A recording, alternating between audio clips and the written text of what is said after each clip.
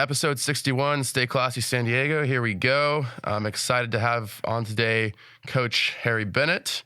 Coach Bennett is a rugby coach at UCLA. He's the head coach, and he's originally actually from the UK. Is that correct? Australia. Australia. It's funny because when I was at UCLA, I played with like some Australian players. I played with people from the UK, South Africa, New Zealand, and towards the end of my time there, I started to be able to pick up on the distinction between the different accents. But then, now that I haven't played around rugby players in a while, I tend to forget which each particular accent conveys. But Coach Bennett is from Australia, and he has played rugby for a good portion of his own life, and actually played for King's College. Is that right, in Australia? And then you went on to play rugby in the professional realm with the New South Wales squad out of school. You also went to the United States in 2015, and then you started coaching in California, eventually moved over to New York for a bit. Now you're back in California as the head coach of UCLA Rugby. So, Coach Bennett, thanks so much for coming on to the show. Thanks for having me, Steve. Awesome. So first question for you is, we were talking about this a bit before we started recording, but just for this particular team, like this particular squad that you've assembled, and you've been coaching since 2022, right? So you have... Yep. So this is your second full year then on the team, coaching 15s and 7s. And then looking forward to this next season, like what is sort of different and exciting to you about the particular team you've assembled going into 2024? Yeah, so I'm about to go into my second full cycle. I came in halfway through, basically this time 2 years ago. So I missed out on a big chunk of the preseason of my first year. So I actually think, and again, Steve, you'll appreciate this, my first week on the job was the week leading into the Dennistora Classic, which is arguably the biggest weekend for UCLA Rugby with our Hall of Fame banquet and all of those things. So preparation was minimal. The fact that I've had at least one season full cycle to be able to make assessments, understand the lay of the land, all of that stuff going into it for a second time now has just given me a really good understanding of areas of focus and need for the program and what we're trying to build and relate that to the vision that I'm trying to achieve here. So, it's been, I think, dealing with a state university, regardless of what department you're in, there's going to be highs and lows throughout that, and then you've got to have patience with it. But the squad that we've got right now, one of our biggest focuses has been just creating depth across the board, 1 to 15 within our squad, just knowing that we can't rely on, 1 or 2 players or even just our starting 15 to get through a season. College rugby is rapidly changing and elevating in terms of the standard of play and particularly the resources around the physicality aspect of it. So you need to build attrition in players, you need to build depth in squad, and need to, I think, provide an understanding that these guys are playing at a level probably more demanding than it was 5-10 years ago. Yeah, absolutely. I feel like even in the 4 years that I played rugby in college, like I saw the level of play sort of elevate. And even after I left, like, paying attention to college rugby, it seems like the level of play is elevating at UCLA in particular. Like we're getting better and better talent. We're, the squads are just like playing at a higher level than before. But in terms of this particular team looking into this year's season, I mean, I'll say this, as we were talking about before, I was looking at your preseason stats, like the preseason slate of games that you guys played in the fall, and then you have 15 season coming up does it start in January or February? I forget. What is January? Yeah. So, but looking at the preseason scores, you guys were beating everybody like 40-50-0. You had the game with Oxford, which is a bit of a closer affair, but just in terms of this particular team that you've prepared, it seems like, my initial impression of the team, although I graduated a few years ago, so I don't know any of the players personally, but it seems like a very dominant team, seems like a very dominant squad. Like, what about this team is like different and distinct from other squads you've coached? It's a good question. I think talk about our preseason, primary focus is just player development and, again, creating depth in each position. So although those score lines that you're seeing are nice and they look great on paper, it's certainly not the the focus for us at all. For me, it's about, again, giving guys opportunity and figuring out combinations throughout the squad so that when we do get to the business end of the season, we're tried and tested and we've got that cohesion amongst it. So I always say, asterisks with what preseason rugby looks like. Marcus on our D1A games coming up in the regular season. That's where it's going to be really, really focused on. But this squad in particular, our big drive is obviously around our S&C. We've got to be a bigger team than we've traditionally been. Our physicality and our strength and our power output. I think when I first came in, everyone was saying, you're inheriting a small squad. We don't typically have size in our tight five, and we tend to rely on the backs a little bit too much. So how can we change that? It's, again, working on our S&C, making sure that we've got consistency around our strength training so that we're building, bigger, stronger athletes.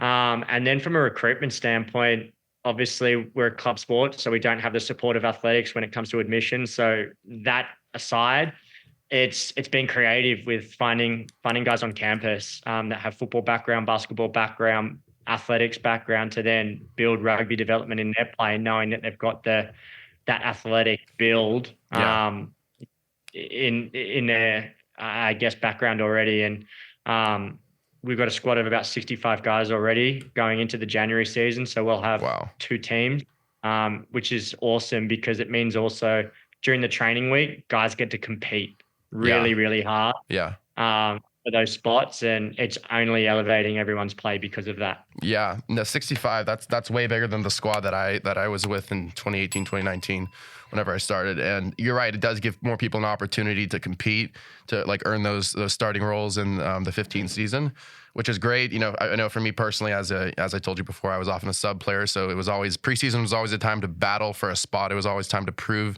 your stripes, prove that you had what it takes to get those starting minutes on the field. So really important period of time for a new player or someone who's a developing player.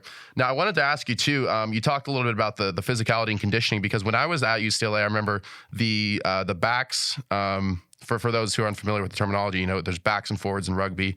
But for UCLA's particular team, it was true, as you said, that the backs tended to have a little more talent to sort of, not that, I played forward and we had some great forwards there, but the distinction was that, the forwards tended to be smaller than some of the other squads we played against, like Cal, for instance. But it seems like there's a huge emphasis now on physicality, conditioning. Can you talk a little bit about that and talk about the importance of the exercise regimen and the physicality and the conditioning that you have going into this season?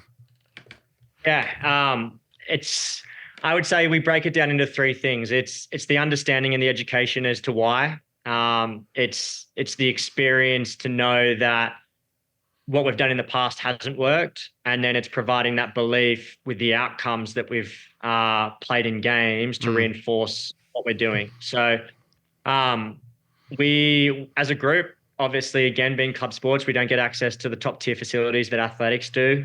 So we're limited on resources there. But what we do have available to us is work ethic, discipline, and grit. So right now, we've got 3 team training sessions that I put a lot of ownership on our captains and our leaders to drive the standards and the attendance on. Monday, Tuesday, Thursdays at 7 a.m. We're out working out together, and the numbers have been great. So I love that. The feedback obviously there is, you look at a game like Oxford against a traditional rugby team with guys that have got a lot more experience. We were way more physical than them, and it's purely because of the work we're doing in the weights room and then translating that power output onto the training paddock with the competitive nature of our training session. So those 2 things together, guys are trying to figure out, why am I getting up at 6:30 to get to the gym at 7 a.m. with all my teammates when I can do it by myself? Or maybe like, this isn't really a priority for me. Versus now, his immediate feedback as to all the hard work that these guys are putting in is paying off. Yeah. So the motivation is now clearly there for these guys to double down on it twice as much, so that we're building a culture that's inherent and translates year to year for our players to be like, this is just a non-negotiable for this squad, that we got to do this work, and here are the reasons why. Yeah. Well, it seems like you've done a good job already of sort of getting the team then to sort of buy into just the culture that you're trying to create on the team in terms of the team workouts, the physicality, the conditioning, the preparation going into 15 season. So talk a little bit about in terms of like the team culture that you've tried to create in your time there. Like what is the, every team is different. What is unique about the dynamic of this team, like in this locker room, like these particular group of guys? Like what kind of culture and standard are you trying to set for the team? Yeah. So purpose and ownership is massive. Like, yeah, first and foremost, if you want a group of people to buy into something, you've got to give them a reason beyond just the X's and O's.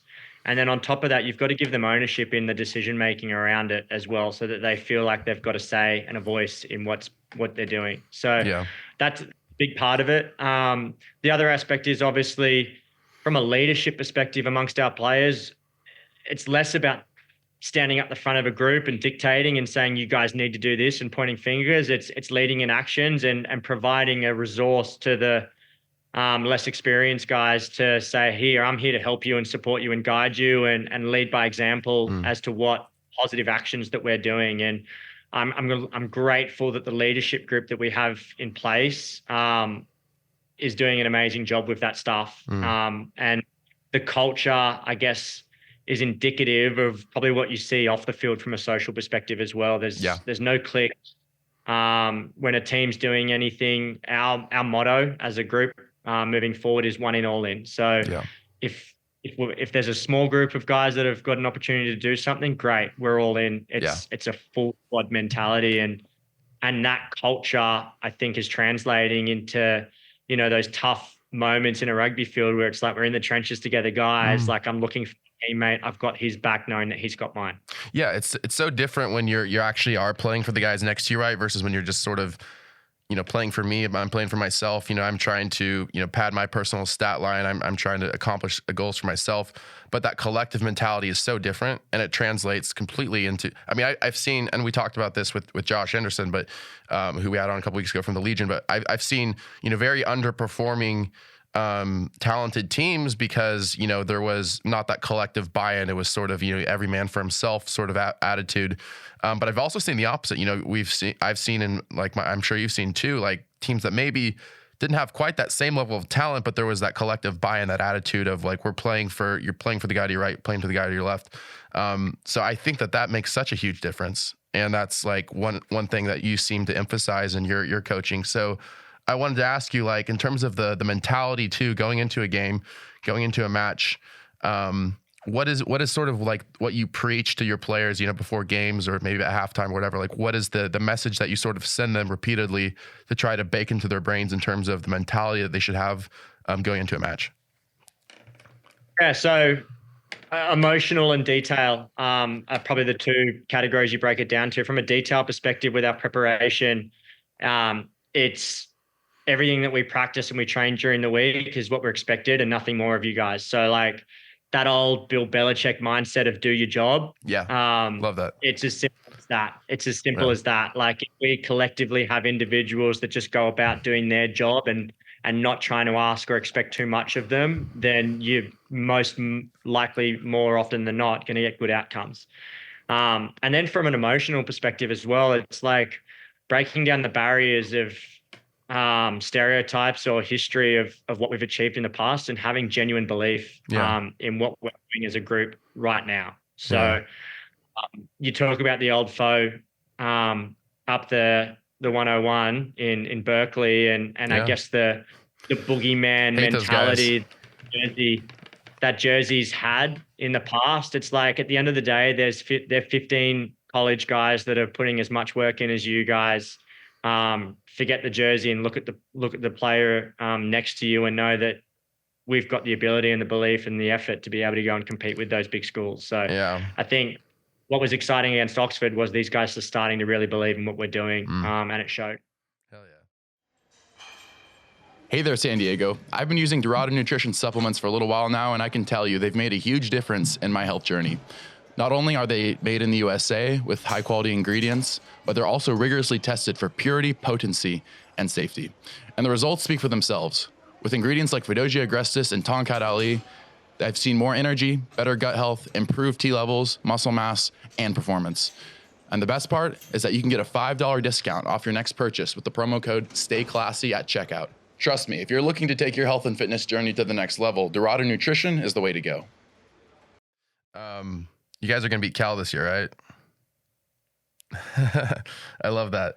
But on a serious note, like you're right though. It was like, even when I was at UCLA, it was always like sort of the boogeyman of Cal of like, oh, this is like almost a semi-pro squad that, just the level of, the level of resources they have of that program. It's pretty intensive. And, but I feel like UCLA is getting there. And I feel like just as a whole, like the West Coast, we're seeing rugby as a college sport develop that way as people are taking it more and more seriously at different programs, whether it's Cal, whether it's UCLA. Even in my hometown, San Luis Obispo, the Cal Poly rugby team, already with a much higher level of talent and sort of investment and structure and stuff on that team than there was a few years ago, even when I first started playing rugby. So talk a little bit about just sort of the growth of rugby in terms of on the West Coast at UCLA, but also just on the West Coast as a whole, developing as a sort of a Division I level sport in general. It's not going to happen overnight, and it's great that there are more college programs that have full-time head coaches to be able to dedicate more time to what they're trying to achieve. So that, I guess that's the biggest thing. In my personal experience, it's building relationships on campus. It's going and knocking on doors and understanding all the different dynamics and relationships between athletic departments, recreation departments, admissions departments, all of those things, to then understand what their end game is and how you can find a way to problem solve for them as well. So yeah. I think the more that coaches in the rugby space at colleges go and have those types of conversations and build those relationships on campus, they're only going to get more and more feedback. And I think from our perspective as well, having 65 rugby players, like I'm always putting our hand up to go and help other departments or other club sports around anything that they do, so that, again, we're building a good reputation, a good brand on campus, as not just good rugby players, but good young guys that are here to help out as well. And again, it's a small thing, but it goes a long way. So the growth of the game on the West Coast, I think, is massive. At the youth level, California is arguably the hotbed of rugby at the high school level and the youth level. There are so many kids coming out of California, whether it be from the Bay Area, LA, or the San Diego area, that are actively recruited across the country to go into the college realm. And then you typically see them going into the MLR or professional rugby as well. So my challenge at UCLA is to figure out a way that we can keep them at home and get them into UCLA versus them having to look elsewhere. But it's definitely exciting. It's not going to happen overnight, but I think, that's the biggest thing. I think the extension of that, which is unique to college compared to the MLR, is we've already got established facilities and resources, the D1A programs that are there. So we've got the strength facilities, we've got amazing field, whether it be for playing or training. It's all there in front of us. It's just leveraging relationships and making sure that we're getting the ability to use them, whether it be through paying for it or building relationships within athletic departments. Yeah. I mean, I'm not asking you to prognosticate here, but like looking forward in the next 5, 10, 20 years, like do you personally see, as from a coaching perspective, do you see rugby developing not just as a club sport, but perhaps eventually programs like UCLA and Cal, taking it to the level of a D1 NCAA sport? Do you see rugby with time moving in that direction, or are you optimistic about that, or what are your thoughts? 100%, without a doubt. So again, it's going to athletic directors on campuses and understanding what they're looking for and what they're trying to achieve. And obviously, you don't want to be a burden to them financially, resources, or operationally. They want championship winning teams. They want gold medals. They want all of those types of things. I think the auxiliary is they also want academic excellence across athletic departments. So if a rugby team can come in and say that we've got a 100% graduation rate with an accumulative GPA of 3.7, that looks really good on the profile for an athletic director. So all of those types of things, it's like, all right, how do we get to that point? So to your original question, looking down the pipeline, we've got 2 Bruins in the USA men's 7 squad right now in Ben Brazil and the camp. One of those gentlemen, what are their names? One of those gentlemen, I believe I know. What's his name? Ben Brazil. Yeah. Yeah, Ben Brazil. And then who's the other one? Lucas Lecamp. Yeah, I played with Lucas. He was a freshman when I was a senior, but that's so awesome. And I think I want to talk about like sort of, well, first of all, I want to give a shout out. So Ben Brazil, Lucas Lecamp, and then Eric Napowski and Kean Barry all also playing at the professional level for rugby teams. And Shane as well. Shane, yeah. Shane as well. Yeah, Shane Barry, again, who was freshman my senior year, sophomore my senior year, junior or when I was a junior, he was freshman. So, but in terms of the level of seriousness, like, because you talked about like, oh, they want to see championship winning teams to take rugby more seriously. You know, they want to see, excellence. And I feel like at UCLA, like even my time there, we already had that. Like we already had like a winning squad. Like we won the vast majority of our games.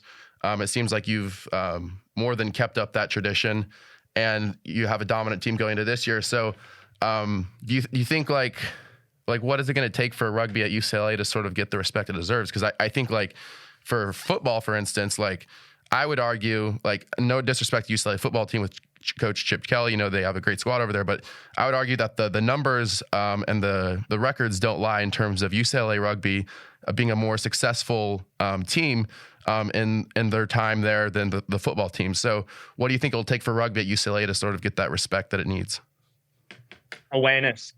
Yeah. Just plain and simple. I think the success that we've had in the past just hasn't hit the radar or the desk of athletic directors on campus. So you can't fault them for not knowing our achievements. So now it's about putting those achievements in front of them and highlighting them on a big scale. So again, talking about the Olympics, Paris, we're going to have 2 Bruins potentially in that USA men's national team for the 7s. For them to go and get a medal would be huge. Yeah. Right? For UCLA, regardless of the involvement of the athletics program at the time that Lucas and Ben were at UCLA, that's something that they can hold their hat on. And then obviously looking down the track to host a Rugby World Cup in 2031. Oh yeah. In LA, and putting rugby big time on the map to sort of expose that to, again, athletic directors be like, oh wow, this is a global sport on a massive scale, and we're a part of that, is a huge deal. And then selfishly and a little bit strategically, mate, you talk about the UCLA football. Obviously the move to the Big Ten for athletics in UCLA is going to have some challenges for a lot of the athletics programs. And obviously with UCLA football in particular, like they're now playing big programs over on the East Coast and hosting schools. That's a great opportunity for us. Like we can host Penn State, Ohio State, Michigan, these big college brands on campus in rugby games. If we're able to beat them on campus in front of the right people that probably don't understand rugby but understand college brands, that looks really good as well. Hell yeah, I love that. Yeah, because like you make a good point that that attention that it'll bring to the program from the football level translates over to rugby as well. In fact, like when I was at UCLA, I don't know if it's still the case, but the team would sort of inadvertently like recruit players that, you know, maybe like quit football or dropped out of football, and they would bring them over to rugby, teach them and coach them to play rugby. And so I think there's a good amount of crossover, correct me if I'm wrong, from, you know, the football players to playing rugby. And I even, you know, had a couple teammates who at the time were, you know, former football players who just said, hey, look, you know, rugby it's more fun. It's a better sport. You know, they like the social aspect of it too. So I think there's a huge opportunity for crossover as you're talking about. And then the other thing I was going to ask you is like for sort of going forward, like for West Coast, like rugby, like what do you think is like sort of the key to rugby growing like at the youth level and at the local level too, like not just at the collegiate level, but like sort of from the time kids are in, you know, elementary, high school, primary school, all the way to secondary, you know, high school, et cetera. Like what is like sort of the key for that development phase? And does UCLA like see itself as kind of taking the lead in recruiting talent on that level? It's cyclical. So obviously the San Diego Legion MLR team, there's going to be an LA MLR team coming back this season as well. For them, it's about funneling resources back to the grassroots level of rugby, whether it be coach educational courses, just being a physical presence at training sessions, or mentoring coaches and young youth players is massive, but also identifying a clear pathway from age 12 now all the way through to professional rugby is huge on the West Coast. Yeah. So I think UCLA has got a really, really big part to play in that. Obviously, our resources are limited when it comes to actual recruitment to get guys into UCLA, but supporting local youth programs, coaches, hosting them on campus for exhibition games or for the Dennistora Classics, a big deal. And then highlighting those youth players from those youth clubs that go on to play at UCLA or other college programs is a really, really special thing as well. So yeah, I think, as I said, youth rugby in California on the West Coast is probably doing a better job than anywhere else in the country. That's awesome. Doesn't mean that there's more work to be done, but I think they're definitely pioneering the way for building a really, really strong foundation for youth rugby. Yeah, absolutely. And I want to segue into a slightly different topic. So something you mentioned earlier, and I want to just explore this a little bit, is you mentioned that for your coaching style and like the way that you coach this team and the culture you're creating, it's not even just about being great rugby players, and it's also about being a great team, but it's also about, creating like great young men at UCLA, for forming these people into the kind of adults they're going to be for the rest of their lives, at the academic, at the social, at the emotional level. So I want you to talk a little bit more in terms of so I'm just going to be fully transparent. When I was at UCLA my first year, it was widely known on the team that there was sort of an absence at the coaching level in terms of, a lack of presence for the players, a lack of guidance. And there was a very talented team, but, to be quite frank, the coach at the time, no disrespect to him, he wasn't there for the players in that sort of leadership role that we needed.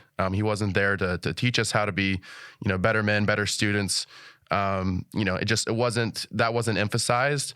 And there was sort of this, I would almost argue, sort of like frat bro culture that we had on the team. We were still a great group. We still played well, but it seems like your goal is sort of to foster a different dynamic where you want these players to buy into each other, to buy into, a higher standard of behavior in terms of being leaders on this campus, being leaders in the community. Talk a little bit about that and sort of the culture outside of the field that you're trying to create. Yeah, well-rounded young men on and off the field. Again, another little motto that I constantly harp on with our players is, if you walk past it, you accept it. Yeah. And they're just little habits on a day-to-day basis. And I think the biggest thing that I'm trying to educate or get our players to understand is the correlation and the relationship of the habits that they're building in a team environment translates so well post-graduation into corporate life or just life in general. Yeah. When they go into the real world. And I think if we can help guys understand those things, as simple as just being time diligent, respectful with your communication, getting back to someone in a timely manner, the way you present yourself, all of those little habits translate in such a great way so that when you're having those conversations from a career perspective in a job interview or whatever it may be, that becomes second nature because of the habits you've built. And then the extension of that is rugby as a team sport. The qualities and the characteristics that you're developing outside of just rugby is massive.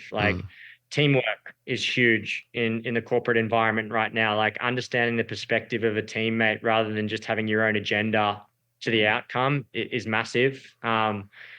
Working in high pressure situations, again, is a massive one.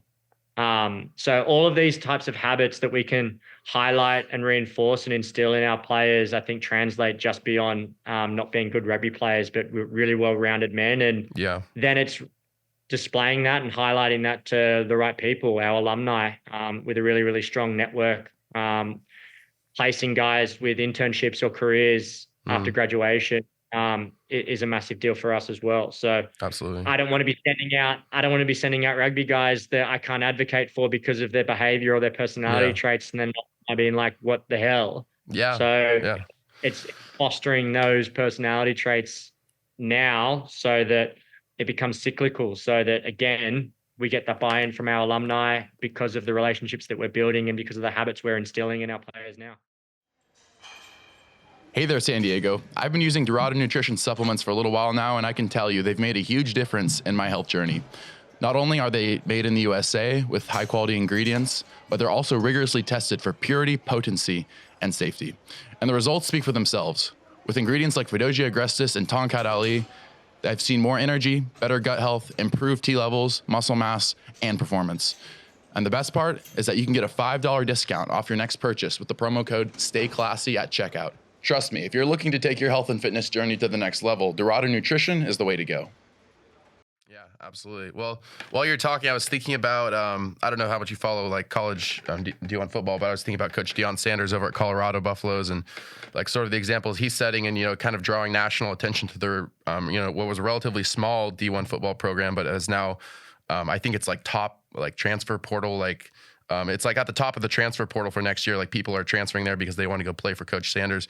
But one of the things that he talks about is, developing young men, developing, college athletes into great human beings and like setting the standard for behavior there. I mean, do you personally as a coach, like, do you try to, I mean, I know you have to keep things professional, but I mean, as a coach, is your style to sort of develop personal relationships with your players in that way to sort of be able to speak to them, not just as a player, but as a human being? 100%. Person first, player second. Yeah. With everything. So like you talk about the buy-in and the purpose and feeling wanted in any environment. You first got to understand and have that relationship on a personal level. So Yeah. I think the extension of that, which I find fascinating, is just how unique and interesting all our players' personal lives are, whether it be their major that they're doing, their backgrounds from a family perspective. Everyone's got a story and it's so unique, and just untapping that and finding the best of everyone to then bring into our environment, because it's such a cultural melting pot is really, really cool. So 100%, building those personal relationships is super important on so many levels. And you can't expect a rugby player to be at his best if he's off field or he's got other stresses or pressures in his life, whether it be midterms or just family issues back home or a girlfriend or just sleep deprived. So relating to the person first is 100% the approach. Yeah. Well, it's interesting because I'll say this, like, and I don't often go on these personal monologues, but my senior year at UCLA was a very conflicting time because, obviously there was COVID and stuff that hit the second part of the year, but even the first half of the year, I was fighting for a starting spot on the team. I had a girlfriend, I had, academics, I had work pressure. On the outside, my life looked great, but on the inside, I was dealing with quite a bit of stressors, quite a bit of pressure. And I think that's kind of across the board. A lot of what, student athletes experience is like a tremendous amount of pressure to succeed, on the field, in academics, socially, to sort of stand out. How do you sort of see your role like as a coach in terms of, I'm going to level with you. We both know rugby is a very social sport. We know players like to have fun outside of, the game. But how do you sort of, teach these players that, hey, go have fun, like, but there's also more to life than, crushing beers and scoring with girls, that like, actually there's a huge opportunity that you have, and like sort of treat someone as a human being to like sort of set that standard for behavior, to where they, they feel like they can approach you and that you are an approachable person and not just a coach. Again, I think if you're talking player to player, with our leadership group, it's getting those guys, and we do a really good job with this, to value every single player in our environment, whether you're starting fly half quarterback for football listeners, or you're like a third string winger who's brand new to the sport of rugby. You don't know what that player or that person's going to be in 6 months' time based on the time and effort you put into getting to know them as a human first. And I think relaying a simple message to our leaders is, you put time in understanding and feeling it, making sure that everyone feels wanted and valued in this environment, they're can go into battle for you when it really matters. But if you don't put that time and energy into knowing your teammates and making them feel wanted and a part of this environment, why should they feel like they are going to go and fall on a sword or make a tackle for you when you haven't put the time in for them? So a huge emphasis for us is celebrating every single individual based on every bit of development that they have within our environment as a rugby player. Awesome. And then to your point, mate, 100%, there are so many stresses that college kids go through, regardless of being an athlete on a day-to-day basis. So I'm still learning this as well, but I can't jump on a kid for having a bad training session if he's just come off 2 midterms and, struggling to manage his sleep and all of that stuff. Of course, he's going to have a bad training session. Like, that's intense. Yeah. So I got to get ahead of that by having a conversation with the player and be like, mate, what's going on? And then he explains his situation. It's like, sweet. Like, I've got that perspective. I've got that context now.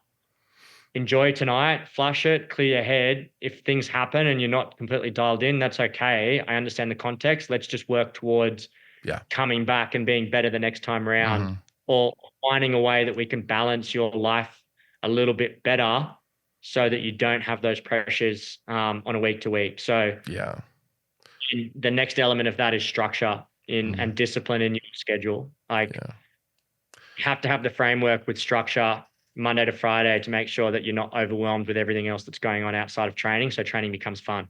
Yeah. Well, it's crazy because college is such a formative time. It can't be emphasized enough. Like when you're in college, like you go through so many changes, like as a human being, like mentally, academically, you grow so much.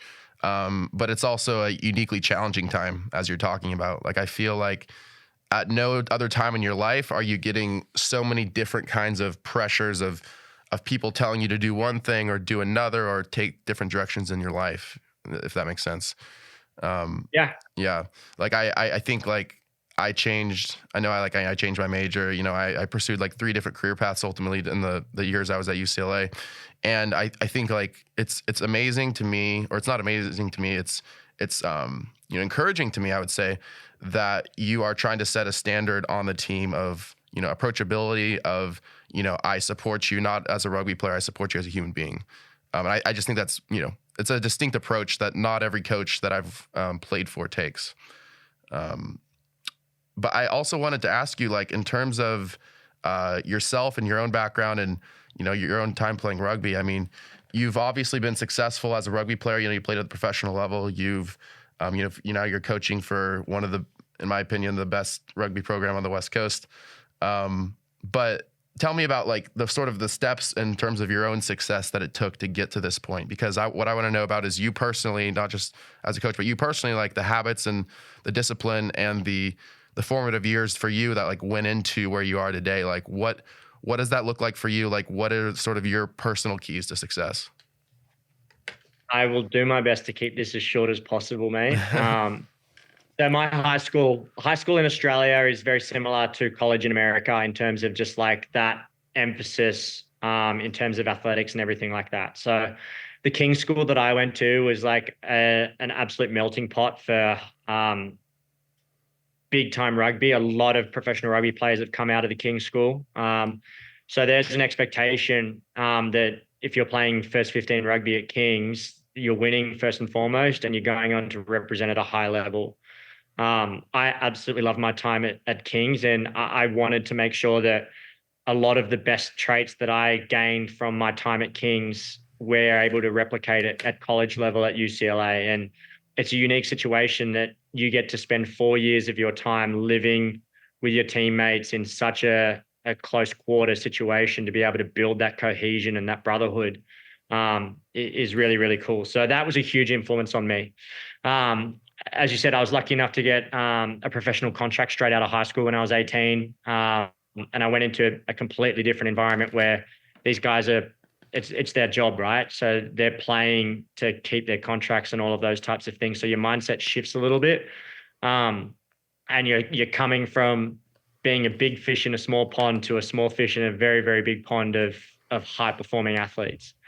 So navigating that pathway and looking for mentors and guidance from senior players was massive. So that's where it's like the relatability of players and valuing everyone. I've been in environments where I didn't felt like I was treated well as a young player. I've been in environments where I've had great senior players mentor me and really, really go out of their way to make sure that everyone felt valued in the environment, and it just wasn't the superstars. So personal experience and perspective has helped me so much with all of that stuff.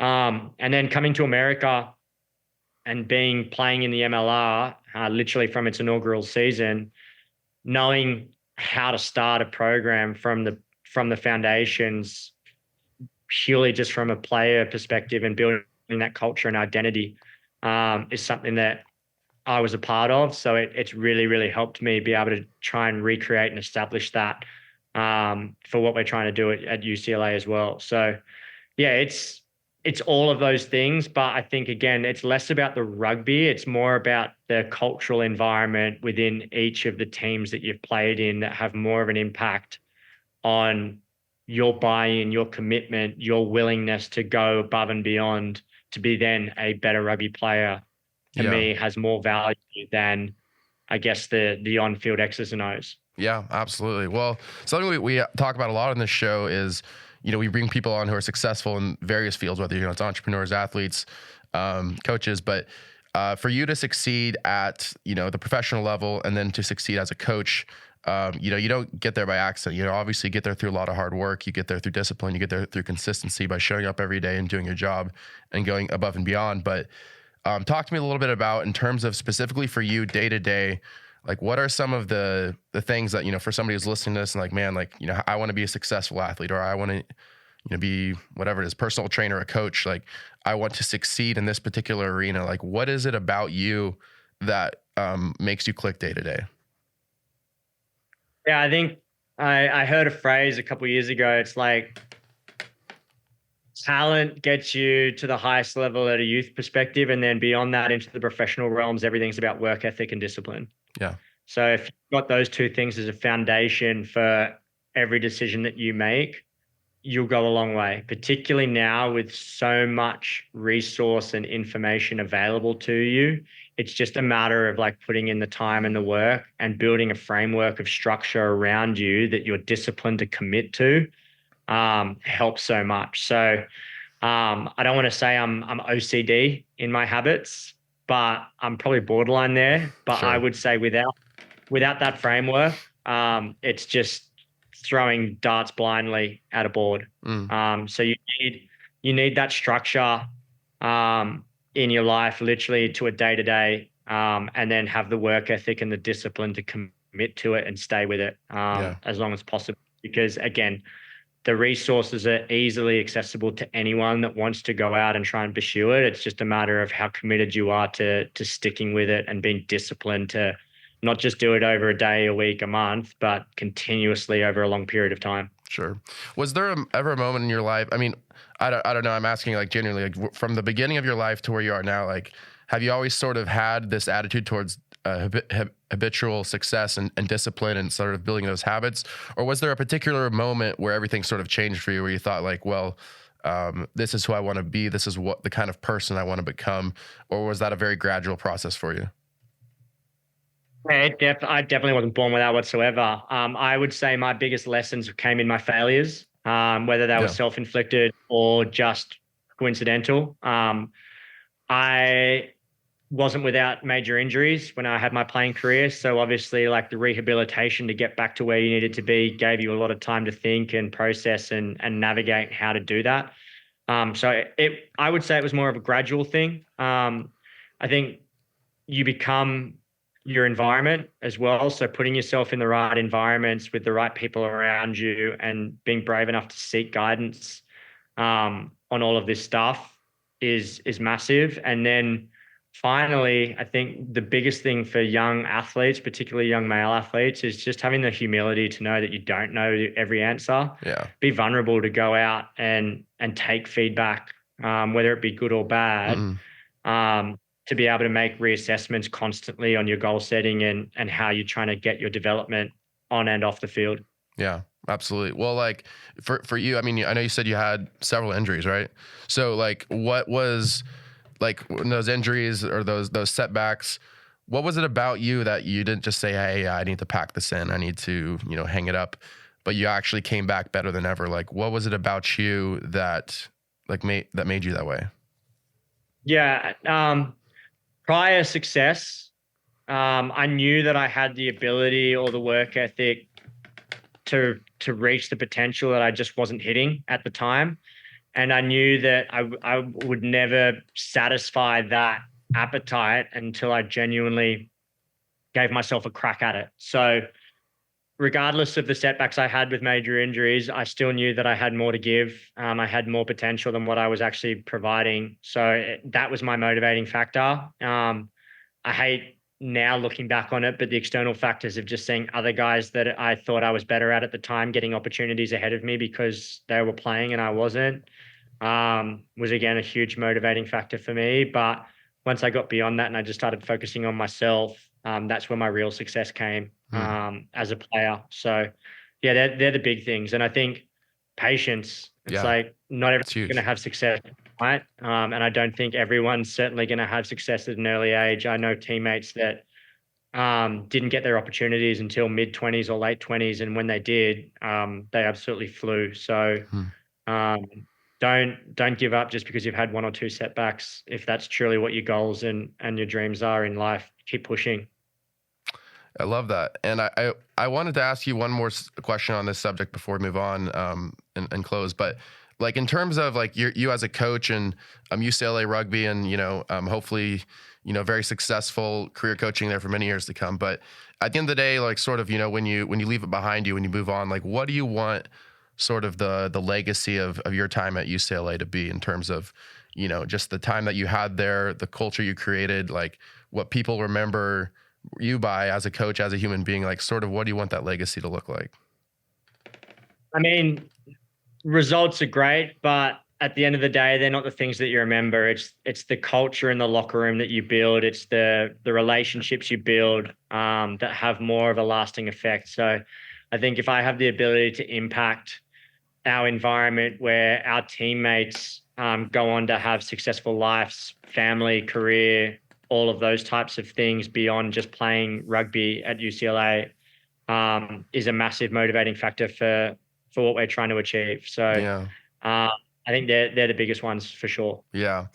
Well, I was just thinking also for people who are listening to this, maybe like, high school athletes or even younger, or, people who are preparing to go into college who are thinking like, man, like this Coach Bennett sounds like, he sounds like the best. Like I want to go play for this guy. I want to play some rugby at UCLA. Like what's like sort of the starting point, maybe some encouragement you can give to like a younger person who's trying to get into rugby or maybe who's already playing rugby, but wants to play at that kind of level. Like what's the good place to get started? And like practically, like how does someone get involved? Yeah.